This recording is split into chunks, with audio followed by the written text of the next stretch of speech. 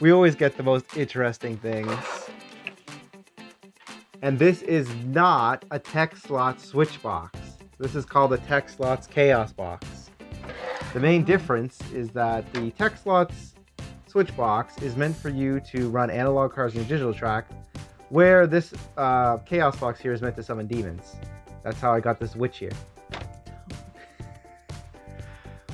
Okay, in all seriousness, the Tekslots switch box that we see right here is meant for track call buttons. As you can see here, I'll turn this unit on and I'll ask Amanda to demonstrate. Okay, so press the red button. So that is to stop the race, to pause the race. Now do me a favor and press the green button. Don't unplug, don't touch the red button, just try pressing the green button.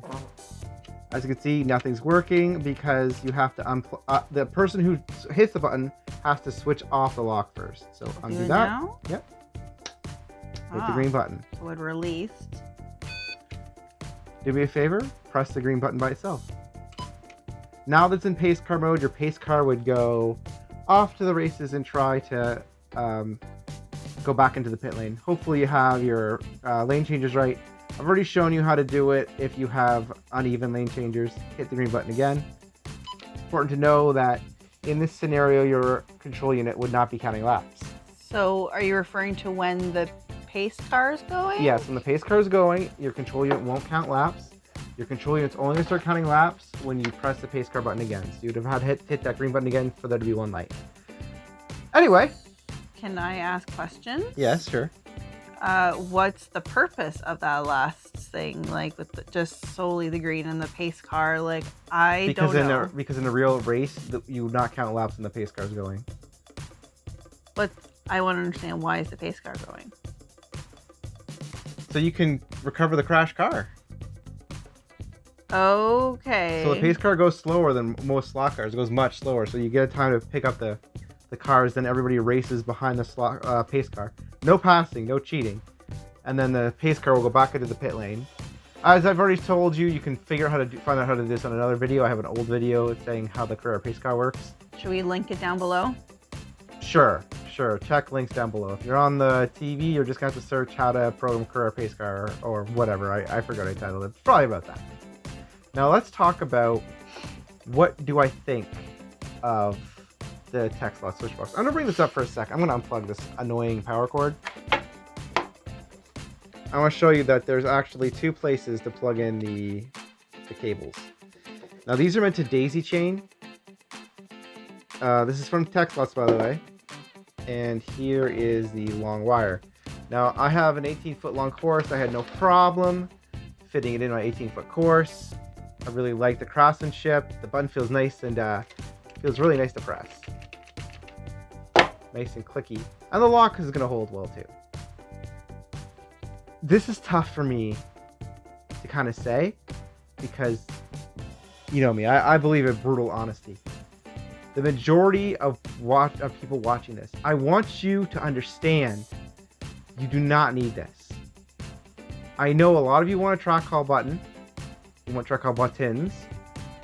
I should mention 3 at the front, 3 on the side. You can get if there's something to this side you can't have the wires going through, you can get it, he can customize it. A lot of you only have like a 12-inch course. Sorry, 12-foot course. 12-inch. You had a big tablet like this as your race management software with the App Connect. You could just tap the tablet, right? So 2 people on one side on a 12-foot course can easily press this. It's an easy reach, big screen, just touch it. Then you have the people with the unit itself just able to press the start button. By the people that are by the one unit. person, I should say, one person. But that's 3 people that could hit the button in case of a bad crash. You could give this tablet to the person who's in the problem area, and you're already pretty well set. And you have like somebody working the control unit as a backup. And I give you the control unit start button. It's hard to press. It's hard to find, and then it's hard to find. But it is there. It is doable. This is for people who are hardcore and have a big track. It is not for somebody that has only one of these two requirements. If you're hardcore and you have a smaller track, switch over to wireless controllers. You know, it's easy to marshal with the wireless controllers. Am I saying not to buy the Tekslots PS boxes? No. Definitely buy them, but you need to... It's only going to be worth it if you have a large track. That's it. Because on a large track, it's harder for everybody. You know, then you only got two people watching over things.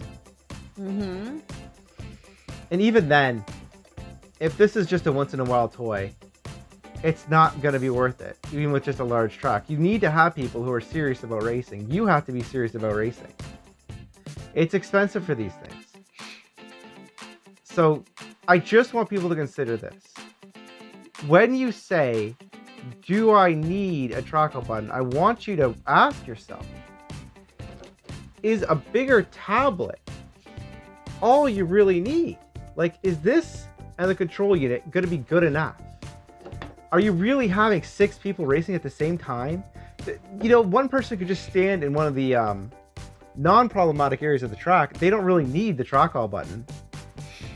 This is just something to consider. If you're looking for trackball buttons after the end of the day, I do recommend Tekslots. It's an awesome product. Daisy chains together. Hits the length, and like I said, our track's 18 feet, so it hits that 18 feet, no problemo. But you really gotta have people that are racing with, okay? This is Sunday Slot Cars. Please subscribe, and please support the channel by buying from our links.